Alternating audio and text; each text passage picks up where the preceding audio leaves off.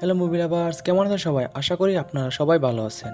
আজকে আমি যে মুভিটি এক্সপ্লেন করতে চলেছি সেই মুভিটির স্কিপ আপনারা ফেসবুকে অনেকেই দেখেছেন। আর আজকের মুভিটা বেবি নামে এক দুর্দান্ত ড্রাইভারকে নিয়ে, যে কিনা না চাইতে একটি ডাকাত দলের সাথে মিশে যায় এবং তার ড্রাইভিং স্কিল দেখে শর্ত পূরণ করার পরেও তাকে আলাদা হতে দেয় না। তো কিভাবে বেবি ডাকাত দলের সাথে মিশলো আর কেনই বা ডাকাত দলের বস বেবিকে দলে রাখতে চায়, তার সবকিছুই আমরা জানবো আজকের এই মুভি এক্সপ্লেনেশনে। তো চলুন বেশি কথা না বাড়িয়ে ভিডিও শুরু করা যাক। মুভির শুরুতে আমরা একটি ব্যাংকের সামনে গাড়ি থামতে দেখি, যার মধ্যে ডাকাত দলের 4জন সদস্যকে দেখা যায়। আর তারা হলো বেবি, গ্রিফ, বাডি এবং ডার্লিং। তো গ্রিফ, বাডি আর ডার্লিং মাস্ক পরে ব্যাংকের ভিতরে ডাকাতি করতে যায়। বেবি তখন গাড়িতে গান ছেড়ে বাহিরে অপেক্ষা করতে থাকে। ডাকাতি চলাকালীন সময় বেবি দেখতে পায় ব্যাংকের বাহিরে অলরেডি পুলিশ চলে এসেছে। তো বাকিরা ফেরা মাত্র বেবি গাড়ি নিয়ে সেখান থেকে পালাতে শুরু করে। আর এখানেই আমরা বেবির আসল ড্রাইভিং স্কিল দেখতে পাই। মূলত বেবি একজন দক্ষ ড্রাইভার। ডাকাতির পরে পুলিশের হাত থেকে বেঁচে সবাইকে নিয়ে পালানোই হলো তার কাজ। যদিও পুলিশ গাড়ি এবং হেলিকপ্টার নিয়ে তাদের তাড়া করছিল, বেবি তখন তার দক্ষতার বুদ্ধি দিয়ে সবাইকে সেখান থেকে বাঁচিয়ে গাড়িটি নিয়ে একটি গ্যারেজে ঢুকে। এরপর সেখান থেকে তারা আরেকটি গাড়ি নিয়ে পুলিশের চোখ ফাঁকি দিয়ে সেখান থেকে পালিয়ে যায়। তো সবাই যখন পালিয়ে তাদের নিজস্ব গ্যারেজে আসে, সেখানে আমরা ডাকাত দলের বস ডগকে দেখতে পাই। ডগ সেখানে ডাকাতির টাকা সবার মধ্যে সমানভাবে ভাগ করে দিচ্ছিল। এখানে গ্রিপ বেবির উপর একটু রাগ দেখায়, কারণ বেবি তাদের কারোর সাথে কথা বলতে আগ্রহ দেখায় না এবং সারাক্ষণ কানে ইয়ারফোন দিয়ে গান শুনতে থাকে। এটা নিয়ে গ্রিফ ডগের কাছে কমপ্লেন করলে ডগ বলে যে বেবিকে যে কাজের জন্য রাখা হয়েছে সে তার কাজ ঠিকমতো পালন করছে, তাই এটাকে নিয়ে তোমাদের বাবার দরকার নেই। গ্রিফ তবুও বেবিকে বিভিন্নভাবে খেপানোর চেষ্টা করে, কিন্তু বেবি কোনো কথা না বলে চুপচাপ গান শুনতে থাকে। এখানে আমরা জানতে পারি যে বাডি আর ডার্লিং হচ্ছে বয়ফ্রেন্ড গার্লফ্রেন্ড। তারা একই সাথে ডাকাত দলের সাথে যুক্ত হয়েছে। তো টাকা ভাগ করা শেষে ডাকাত দলেরা সবাই যার যার বাসায় চলে যায়, কিন্তু বেবি ডগের সাথে থেকে যায়। ডাকাতির বেবির ভাগের টাকা ডগ সবগুলো নিয়ে নেয় এবং বেবির হাতে শুধুমাত্র একটা নোটের বান্ডিল দেয়। এরপর ডগ বেবিকে বলে, আরেকটা ডাকাতি করলেই তুমি আমার পাওনা টাকা সব চুকিয়ে দিবে, এরপর তোমার কাছে আমার কোনো ঋণ থাকবে না। এইবার ডগ বেবির হাতে একটা ফোন দিয়ে বলে, আমি তোমাকে খুব শীঘ্রই আমার কাজে ডাকবো। এরপরের দৃশ্য আমরা দেখতে পাই যে বেবি তার বাসায় এসে তার টাকার বান্ডেলটা ফ্লোরের একটা কাঠের নিচে রেখেছে। এখানে আমরা বেবির দাদা জোসেফকেও দেখতে পাই। তো জোসেফ টিভিতে যখন নিউজ দেখছিল, তখন ব্যাংক ডাকাতির নিউজে সে বেবিকে দেখতে পায়।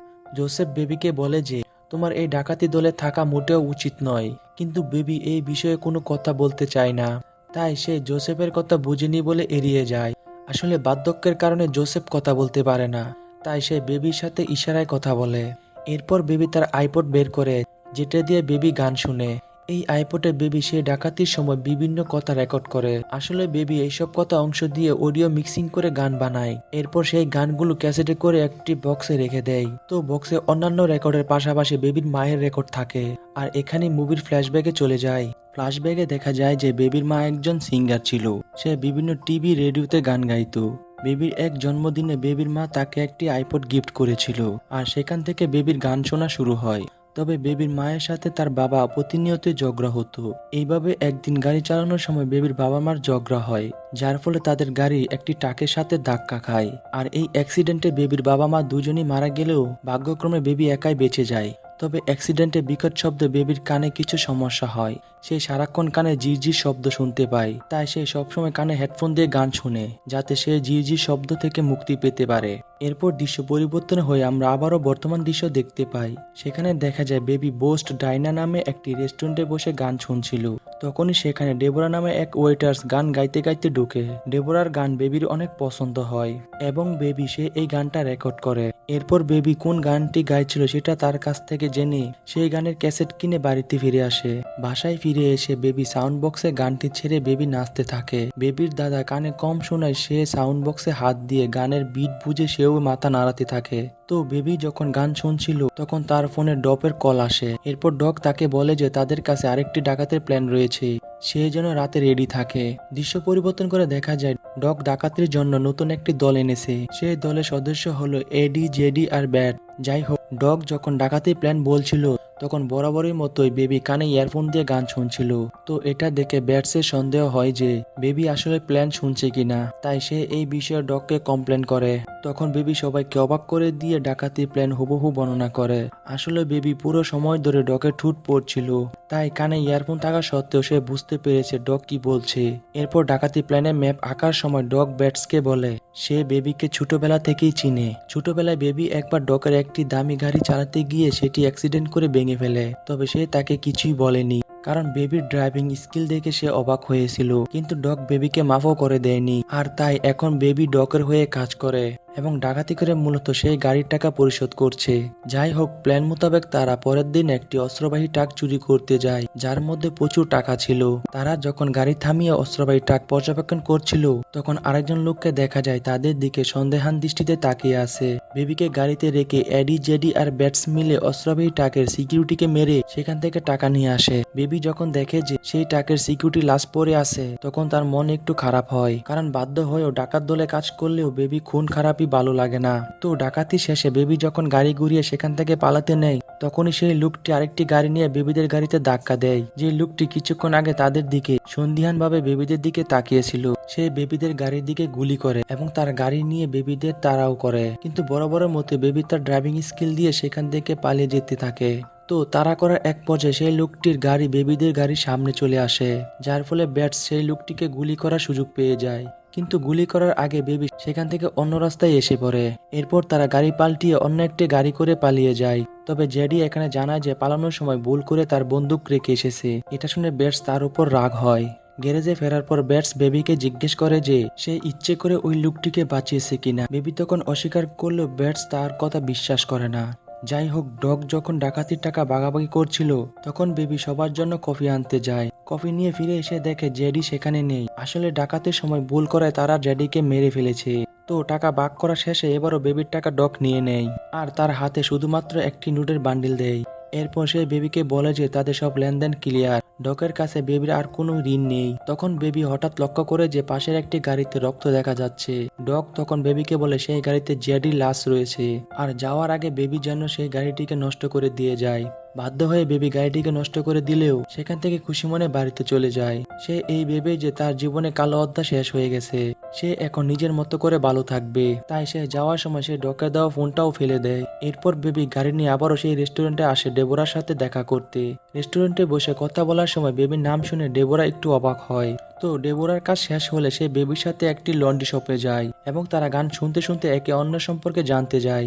আসলে ডেবোরা আর বেবি একে অন্যকে পছন্দ করে ফেলেছে। বাসায় ফিরে বেবি যখন গান ছেড়ে নাচছিল আর নতুন জীবন সেলিব্রেট করার চেষ্টা করছিল তখন তার দাদা জোসেফ তাকে বলে যে তুমি এখন একটা আসল চাকরি নেও, এতে করে তোমার আর কালো টাকা ইনকাম করতে হবে না এবং তুমি সুখীও থাকবে। দাদার কথা মতো বেবি একটি পিৎজা শপে ডেলিভারি বয় জব নেয়। পিৎজা ডেলিভারি করে বেবি নিজের কাছে কিছু টাকা জমায় সেই টাকা দিয়ে ডেবোরার সাথে ডেটে যাবে বলে। কিন্তু যেদিন তারা ডেটে যায় সেই দিন সেই রেস্টুরেন্টে ডগকে আবারও দেখতে পায়। ডগ এখানে বেবিদের সকল খাবারের বিল দিয়ে দিয়েছিল যাতে করে সে বেবির অ্যাটেনশন পায়।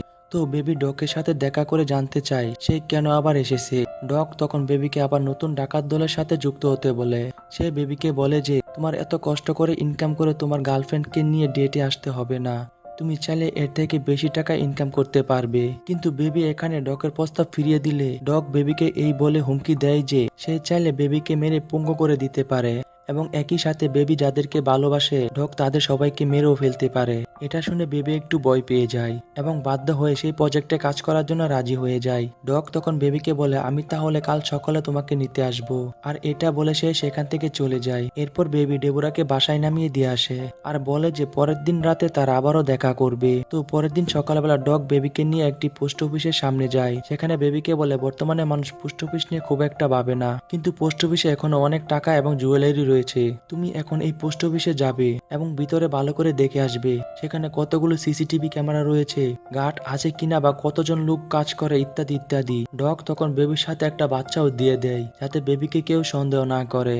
যাই হোক, ভিতরে গিয়ে বেবি সবকিছু গুনার আগে বাচ্চাটি সবকিছু গুনে ফেলে আর বেবিকে বলে এবং তারা সেখান থেকে কয়েকটি পোস্ট কার্ড কিনে। তো তখন সেখানকার ক্যাশে থাকা মহিলার সাথে তাদের বাপ হয়ে যায় এবং সেই মহিলা বেবির সাথে থাকা সেই বাচ্চাটিকে একটি চকলেটও দেয়। বাইরে এসে বেবি ডগকে সবকিছু বললে ডগ বেবিকে রাতে দেখা করতে বলে এবং বেবিকে তার বাসায় নামিয়ে দিয়ে যায়। তো সেদিন রাতে বেবি আবার তাদের মিটিং প্লেসে আসে। সেখানে সে ডগ আর ব্যাটসের সাথে বাডি আর ডার্লিংকে দেখতে পায়। বরাবরের মতোই ডগ তাদের ডাকাতির প্ল্যান বুঝিয়ে বলে। সেখানে সে সবাইকে এক ধরনের সানগ্লাস দেয় যাতে সিসি ক্যামেরায় তাদের ফেস দেখা না যায়। আমাদের কিছু নতুন বন্দুক দরকার, কারণ আগের শটগানগুলো ভালো সাপোর্ট দিচ্ছে না। তাই আমার একটা পরিচিত ডিলার আছে যে তোমাদের কিছু বন্দুক দিবে এবং তোমরা এখন সেখান থেকে বন্দুক নিয়ে আবার এখানে ফিরে আসবে।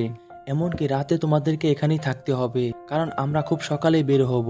এই শুনে বেবির মন খারাপ হয়ে যায়, কারণ রাতে তো তার দেবরার সাথে দেখা করার প্ল্যান ছিল। যাই হোক, সবাই মিলে যখন ডকের বলে দেওয়া ডিলারের কাছে যায়, তখন ডিলার তাদের উল্টাপাল্টা বুঝিয়ে অরিজিনাল বন্দুকের সাথে কিছু নকল বন্দুকও দিতে চায়। এতে ব্যাটস রেগে যায় এবং তাদের উপর গুলি চালায়। তখন ডিলাররা ফাইট ব্যাক করলে সেখানে প্রচুর গোলাগুলি হয়, আর এতে করে ব্যাটসের দলেরা কেউ মারা না গেলেও ডিলারদের সবাই মারা যায়। এমনকি বন্দুক নিয়ে ব্যাটস একটি বোম দিয়ে তাদের গ্যারেজ উড়িয়ে দেয়। তো ফেরার পথে সবাই সেই রেস্টুরেন্টে থামে যেখানে ডেবোরা কাজ করে। বেবি সেখানে যেতে না চাইলেও বাকিরা তাকে জোর করে নিয়ে যায়। যেহেতু বেবির সাথে দলের বাকিরাও ছিল, তাই রেস্টুরেন্টে ঢুকে বেবি ডেবোরাকে না চিনার অভিনয় করে। বেবি তার সাথে কথা না বলায় ডেবোরা একটু মন খারাপ করে তাদের সার্ভিস দিচ্ছিল এবং ব্যাটস এর কথা ঠিকমতো রিপ্লাইও দিচ্ছে না। তাই ব্যাটস রেগে গিয়ে ডেবোরাকে গুলি করার জন্য উঠলে বেবি তাকে থামিয়ে দেয়। তবে যাবার সময় বিলের সাথে বেবি ডেবোরাকে একটি চিরকুট দেয় যেখানে লেখা ছিল রাত 2টার সময় বেবি তার সাথে দেখা করবে। তারা যখন নিজেদের গ্যারেজে ফিরে আসে, তখন তারা দেখে যে ডগ তাদের উপর অনেক রেগে আছে, কারণ ব্যাটসরা যাদের গুলি করে মেরেছে তারা সবাই পুলিশ ছিল। তখন ব্যাটস ডগকে মিথ্যা বলে। সে বলে পুলিশরা তাদের আগে গুলি করেছে। ডগ এখানে তাদের কথা তেমন একটা বিশ্বাস করে না এবং মিশন ক্যান্সেল করতে চায়। তখন বাকি সবাই ডগকে অনেক বোঝানোর চেষ্টা করে যে যে করে হোক তারা মিশনটি সাকসেস করবে। ডগ তখন বেবির কাছে তার মতামত জানতে চাইলে বেবিও হ্যাঁ বলে, কিন্তু বেবি এই নিয়ে একটু ভয় পেয়ে যায়, কারণ এইবার সে নিজের ইচ্ছা ডাকাতি করার জন্য মত প্রকাশ করেছে। রাতে সবাই যখন ঘুমাচ্ছিল, বেবি তখন একা একা একটা গাড়ি নিয়ে বের হওয়ার চেষ্টা করে, কারণ ডেবোরা তার জন্য অপেক্ষা করছে। কিন্তু গাড়ি স্টার্ট করতে বেবি দেখে যে বাড়ি তার সামনে দাঁড়িয়ে আছে। সে বেবিকে জিজ্ঞেস করে এত রাতে সে কোথায় যাচ্ছে।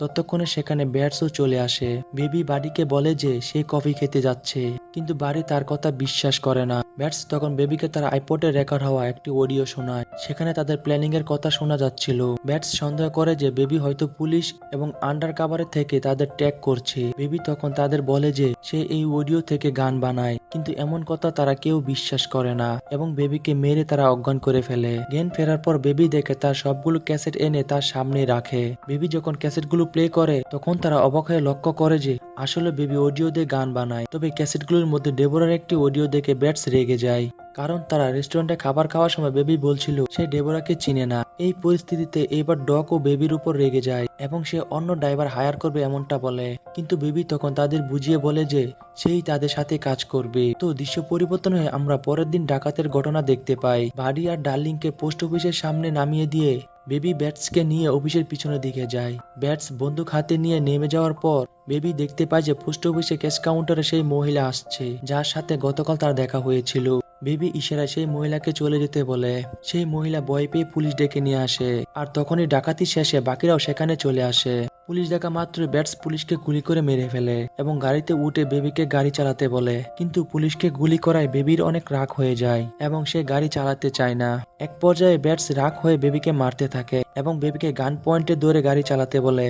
রাগ হয়ে বেবি তখন সোজা গাড়ি টান দেয় এবং সেখানে একটি ময়লার গাড়িতে থাকা একটি রড গাড়ির সামনে গ্লাস ভেঙে সোজা ব্যাটসের বুকের মধ্যে ঢুকে যায়, আর এখানেই ব্যাটস মারা যায়।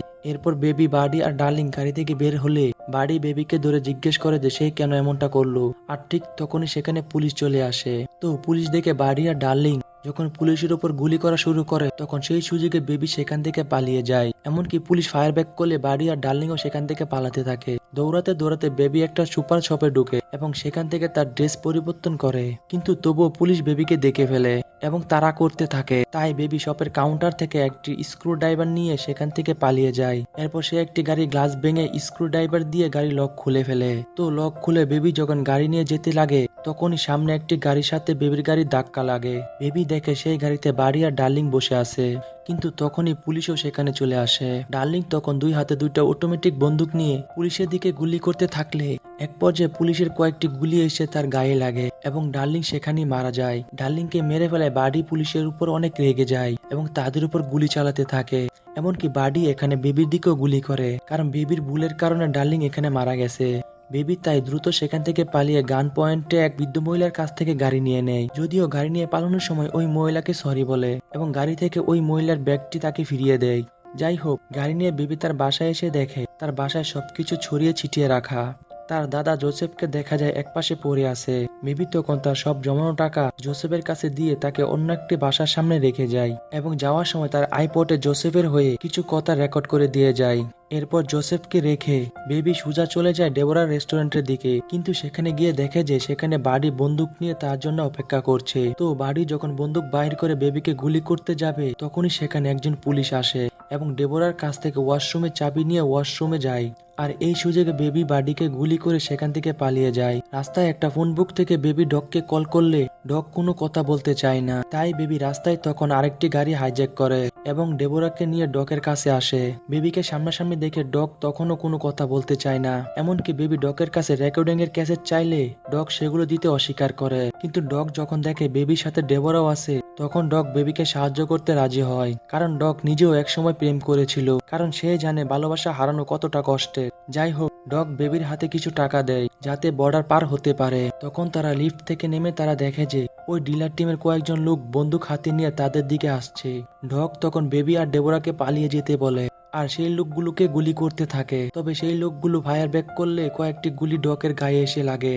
আর ঠিক সেই সময় পুলিশের গাড়ি করে বাড়ি চলে আসে। বাড়ি গাড়ি দিয়ে ডগকে উড়িয়ে দিয়ে বেবিদের দিকে আগাতে থাকে। বেবিও তখন গাড়িতে উঠে তার গাড়ি দিয়ে বাড়ির গাড়ি ঠেকানোর চেষ্টা করে।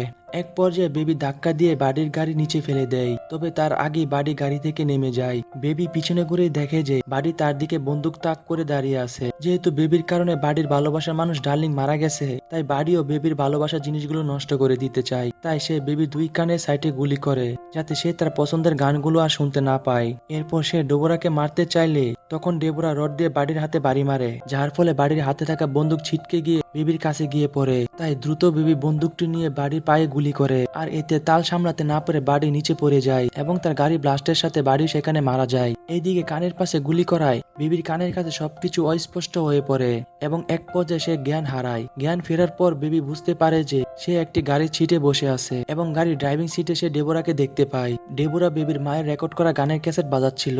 যেহেতু বেবি কানে কম শুনতে পাচ্ছে, তাই সে তার দাদার মতো স্পিকারে হাত দিয়ে গান শুনতে থাকে। তো কিছু দূর যাওয়ার পর তারা দেখে যে পুলিশ আর FBI তাদেরকে ঘিরে ফেলেছে। বেবি তখন বুঝতে পারে যে সে পালিয়ে বেশি দূর যেতে পারবে না, আর এভাবে সে ডেবোরাকেও বিপদে ফেলেছে। তাই সে ডেবোরাকে বিদায় দিয়ে গাড়ির চাবি পানিতে ফেলে দেয় এবং পুলিশের কাছে আত্মসমর্পণ করে। পরবর্তী দৃশ্যে দেখা যায় যে আদালতে বেবির বিচার হচ্ছে। সেখানে ডেবোরা এবং পোস্ট অফিসের কেস কাউন্টার মহিলা, বেবির দাদা সহ অনেকে বেবির পক্ষে সাক্ষী দেয়। যেহেতু বেবির কেস অনেক বড়, তাই আদালত বেবিকে তার শাস্তি সম্পূর্ণ মাফ না করে বেবিকে 5 বছরের শাস্তি দেয়। তবে জেলে তারা বেবির কানে চিকিৎসা করায়। আর শাস্তি শেষে 5 বছর পর বেবি যখন জেল থেকে বের হয়ে আসে তখন সে দেখতে পায় যে গাড়ি নিয়ে ডেবোরা তার জন্য অপেক্ষা করছে। আর এই হ্যাপি এন্ডিং এর মধ্য দিয়ে বেবি ড্রাইভের মুভিটি এখানে শেষ হয়ে যায়। তো বন্ধুরা, মুভি গল্পটি যদি আপনাদের ভালো লেগে থাকে তাহলে লাইক দিন এবং কমেন্ট করুন। তো যারা আমার চ্যানেলে নতুন তারা সাবস্ক্রাইব করে আমার পাশে থাকার অনুরোধ রইল। সবাই ভালো থাকবেন, সুস্থ থাকবেন, আল্লাহ হাফেজ।